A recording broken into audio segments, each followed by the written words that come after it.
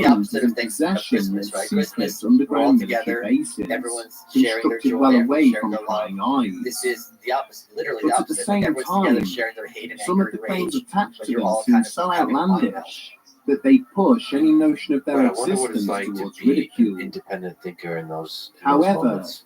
Like allow Throughout this yourself to think. episode, we know. we have deliberately there were a lot avoided of the them, most and they were all detailed and impassioned punished evidence for such an So underground you can be structure as noticed. Dulce. You can notice them. Oh yeah, you That notice of it a in man who America. claims he was a country, former but worker when of the people start secretive asking too many site questions, and had where are you going survived a with this? horrifying You know, like battle if you're unfolding in an between office human and extraterrestrial forces you're a during the troublemaker. You're just, excavation you're of what making would problems for become everyone. the Why can't you eventual be normal? facility there. Why can't you be just like everybody else? Join us next So week people do as not we like examine the having to testimony be made to of think, one Phil and they Schneider. certainly despise having to be made to justify themselves, because that's a threat to their status and to their power. And this applies in totalitarianism, or it applies to, Dunder Mifflin.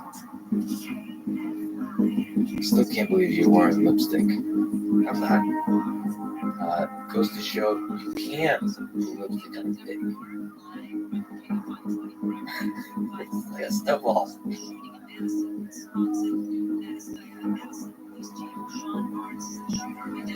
I think you've just been on a bender. That's what I think. It's been rough. It's been rough. It's been rough. I feel like I can be myself in this outfit. Like I honestly feel like I could just go around in this outfit and just be weird. Because everyone will accept you if you're wearing a Santa outfit.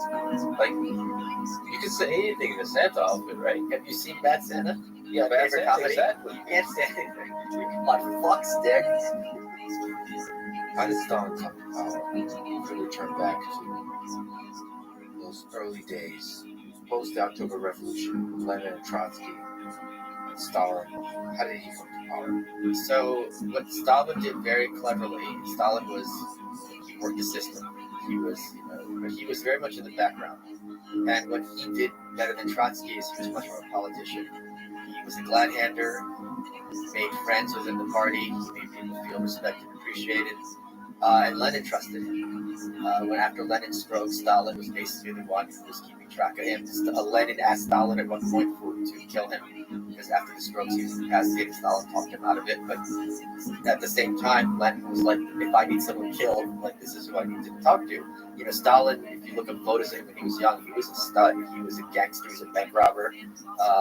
And he basically worked the system, and you had the Trotskyites on one hand, who were much more to the left.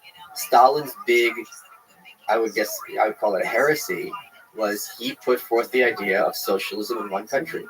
In our previous we're just going to episode, make it work here. we examined reports from various individuals who stated that there is a secret facility buried deep beneath the New Mexico town of Dulce. But we deliberately avoided the testimony of one man, who is arguably the most controversial figure in the allegations surrounding the possible existence of Dulce Base. A man who claims he is the survivor of a war in the Mesa. Intermingling of religion and government, things that are like ideological disputes, like the Arian heresy. The Arian heresy of Christianity is that Christ is subordinate to God the Father, right? Whereas the contemporary Orthodox version, it's three gods, one God, three persons, so they're all co-equal aspects of God's heaven. But that was an excuse to be like, you guys are going to go the other side, the devil's going to kill you. So these little disputes about ideas are often a convenient cover for people to have a power struggle in the guise of being like, it's not that I want to be more powerful, I'm just on the side of the truth, and you're speaking lies, and that's dangerous to the revolution or to the true faith. So he squeezed, but the thing is, Trotsky had the seeds of his own defeat, because per Trotsky, having sought shelter behind an equipment crate of sufficient size, so if you have the this lieutenant kind of now tried to take stock of the situation. Saying you're wrong. At least 3 members of his platoon were gone, their bodies charred beyond all recognition, following exposure to the horrific weaponry employed by their opponents. Despite this, they had managed to push the enemy force deeper into the facility, as they had been ordered to do so, and if they could just secure the stairwell in front of them, the mission would be a success. You just explained that. Waving across the corridor, where 2 more of his team members were sheltering behind another crate, he began to issue a series of orders using hand signals. Moments later, the pair were up on their feet and heading towards the looming metal door.